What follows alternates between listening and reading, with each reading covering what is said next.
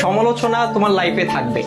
তুমি যতদিন বেঁচে থাকবা ততদিন তোমার লাইফে সমালোচনা থাকবে, অবহেলা থাকবে, অবজ্ঞা থাকবে, তুচ্ছ-তাচ্ছিল্য থাকবে।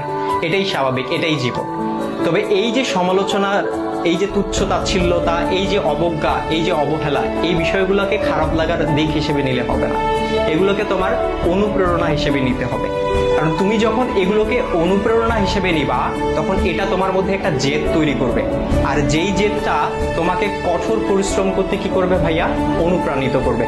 তোমার কঠোর পরিশ্রম করতে গিয়ে তোমার সব ধরনের ক্লান্তিগুলোকে দূর করে দিবে। আর যখন তুমি একবার কঠোর পরিশ্রম করতে শিখে যাবা তখন স্যাক্রিফাইসের যে বিষয়টা, এই বিষয়টা তোমার মধ্যে অটো চলে আসবে। সুতরাং এই যে, আর সবকিছুর সাথে যদি বলো যে এই যে সমালোচনা, এই সমালোচনার পাশাপাশি জেদ, কঠোর পরিশ্রম, স্যাক্রিফাইস, আর এগুলোর সাথে যখন মেধার সংমিশ্রণ ঘটবে তখনই তোমার স্বপ্নগুলো পূরণ হবে।